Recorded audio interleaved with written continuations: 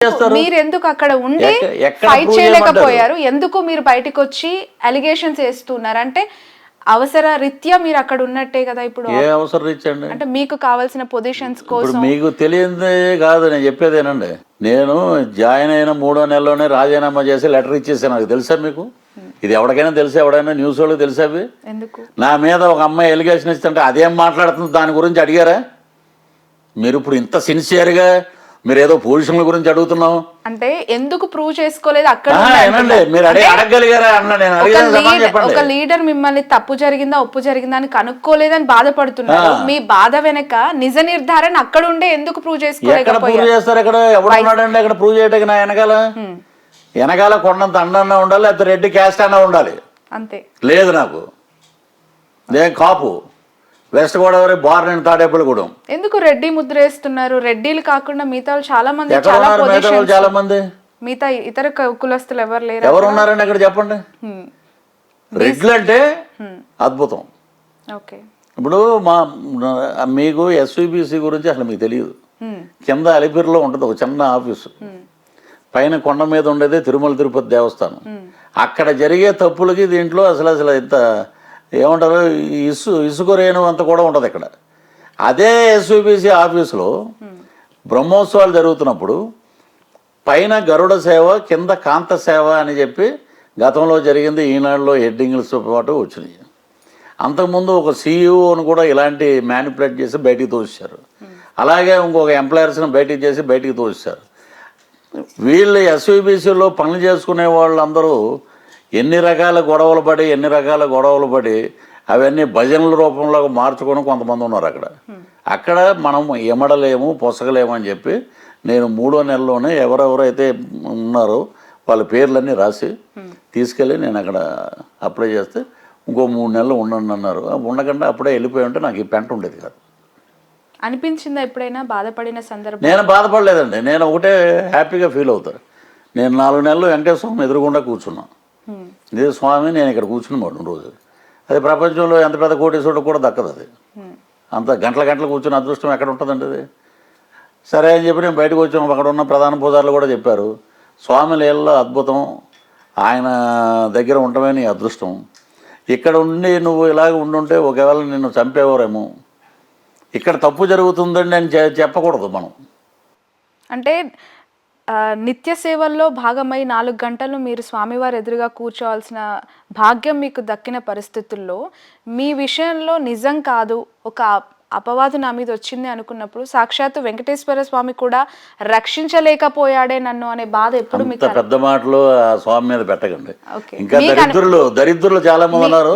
మీకు ఫీల్ అయ్యారా? నేనేం అలా ఫీల్ అవ్వలేదండి. స్వామిలలో అని కొన్ని రోజులు స్వామి దూరం పెడతాడు ఎవరినైనా, అంతే. ఎంత దగ్గరికి వచ్చినా కూడా పెద్ద వాళ్ళని దూరం పెట్టారన్నారు. వరలక్ష్మి వ్రతం రోజున హిందూపూర్ ఎంపీ ఏం చేశాడండి? దాని గురించి ఎవరైనా మాట్లాడారా? ఆయన గోరంట్ల మాధవ ఎవరు? అంబటి రాంబాబు గురించి ఎవరైనా మాట్లాడా? అవంతి శ్రీనివాస్ గురించి మాట్లాడారా? లేదు. పృథ్వీరాజ్ గురించి ఎందుకు మాట్లాడారు? నేను కోర్టులు అడిగా. ఎవరు మీకు శత్రువు? మా పార్టీలో ఉన్న వాళ్ళే మాకు శత్రువులు.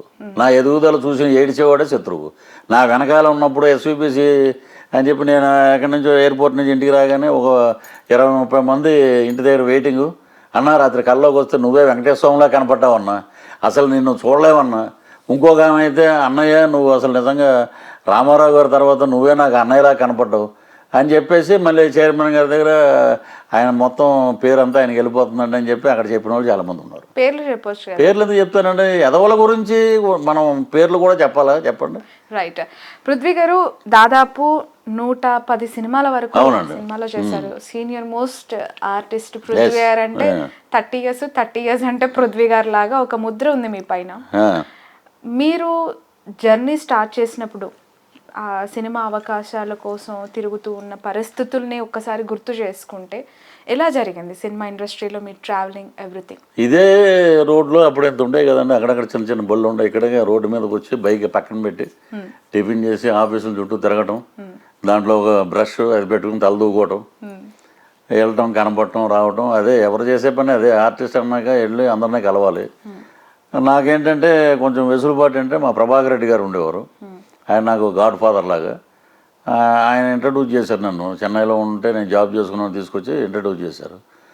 ఆయన చనిపోయాక నాకు అగమ్య గోచరం అయిపోయింది మొత్తం. తర్వాత ఆయన బ్లెస్సింగ్సే నన్ను కాపాడిని. అలాగా 1 by 1 అలాగ ఇతను పెట్టుకుంటే బాగుంటుంది, బాగా కామెడీగా మాట్లాడతాడు, ఎంటర్టైన్మెంట్గా ఉంటుంది. ఒక సీను 10 సీన్లు 20 సీన్లు అలాగా ఇండస్ట్రీ ఆదుకుందండి. కళామ తల్లి అనుకుంటే అందరినీ చేయి పెట్టుకుని నడిపిస్తుంది, అందరు నటీనటుల్ని. నన్ను మటుకు సంఖలోకి ఎత్తుకుందండి. ఎందుకు చాలా మందికి అంటే ఈ జనరేషన్లో ఉన్న వాళ్ళందరికీ కూడా 30 years అనేది ఎందుకు బైలైన్ అయిపోయింది పృథ్వీ గారికి? అవునండి. ఎందుకు? అది నేను కాకుండా వేరే ఆర్టిస్ట్ ఎవరితోటో పలికించినా కూడా ఆ వర్డింగ్కి ఉన్న ఇది మాట, అది పవరు. ఓకే. కృష్ణవంశీ గారు ఆలోచించి ఒకసారి 30 years అని చూడరా అన్నాడు ఆయన. 30 years ఎక్కడ అని అనగానే గుళ్ళమని నవ్వారు లైట్ బాయ్స్. సో ఇదేదో బాగుంది, ఎంప్రూవ్ చేసి ఆయన ప్రతి దాంట్లో 30 years అంటే థియేటర్లో ఖడ్గం రిలీజ్ అయ్యాక నేను థియేటర్కి వెళ్ళి చూస్తే 2003. ఒక పక్క శ్రీకాంత్, ప్రకాష్ రాజ్ గారు వీళ్ళందరూ ఉంటే గోళ నేను వచ్చి 30 years అనగానే థియేటర్ గుళ్ళమని నవ్వుతాను అనమాట. అప్పుడు నాకు 2-wheeler ఉండేది. బయటకు వస్తే దగ్గర ఒక 500 మంది. ఏం చేసినామన్నా, మస్తు చేసినామన్నా, ఏం చెప్పినామన్నా డైలాగ్. నేను ఎక్కడ చెప్పాను రా, నేను ఓ 30 years అన్నాను, దానికే మీరు ఇంత ఇది అవుతున్నారంటే అది అలాగే నాకు ఒక ATM కార్డు. తర్వాత శ్రీ ఆంజనేయంలో మాంత్రికుడు, విలన్గా కూడా ఇతను పనికొస్తాడు, అదొక ATM కార్డు. కృష్ణవంశీ గారు నన్ను అలా ఆదుకున్నాడు. తర్వాత ఇండస్ట్రీలో పెద్దలు చాలామంది నన్ను మంచి పొజిషన్లో పెట్టారు. శ్రీధర్ సెపానా నాకు ఇండస్ట్రీ ఇచ్చిన తమ్ముడు, రైటర్, ఇప్పుడు డైరెక్టర్ అయ్యాడు. అతని వల్ల నేను అన్ని సినిమాలు, ఇప్పుడు ఇంకో 2-3 సినిమాలు రాస్తున్నాడు అతను. లౌక్యం మా ఇద్దరు కాంబినేషన్లో పెద్ద బ్లాక్ బస్టర్ హిట్. అలా సాగుతుంది జర్నం. సినిమా ఇండస్ట్రీలో మీకు మీరు గురువుగా భావించే వాళ్ళు వ్యక్తులు ఎవరు అంటే ఏం చెప్తారు? మా ప్రభాకర్ రెడ్డి గారు అండి, ఆయన నో మోర్. మా గురువు వెళ్ళిపోయాడు, మా గురువు లేడు. ఆదర్శం, కష్టం, వీటికన్నిటికీ నేను చిరంజీవి గారు ఆదర్శం. ఏకలవ్య శిష్యుడు నేను ఆయనకి. ఎందుకంటే ఎవరైనా సరే వెస్ట్ గోదావరి నుంచి బయలుదేరి రైలు ఎక్కి పెట్టి పట్టుకుని హైదరాబాద్ వచ్చారంటే చిరంజీవి గారు. ఇప్పటికి ఇంకో జనరేషన్ వచ్చినా కూడా అదే మాట అంటారు. ఎందుకంటే మొన్న ఈ మధ్య నేను బోలాశంకర్ సెట్లో షూటింగ్ జరుగుతుంటే నేను వెళ్ళి కూర్చుంటే ఆయన గ్యాంగ్ లీడర్లో చిరంజీవి గారిలో ఉన్నాడు.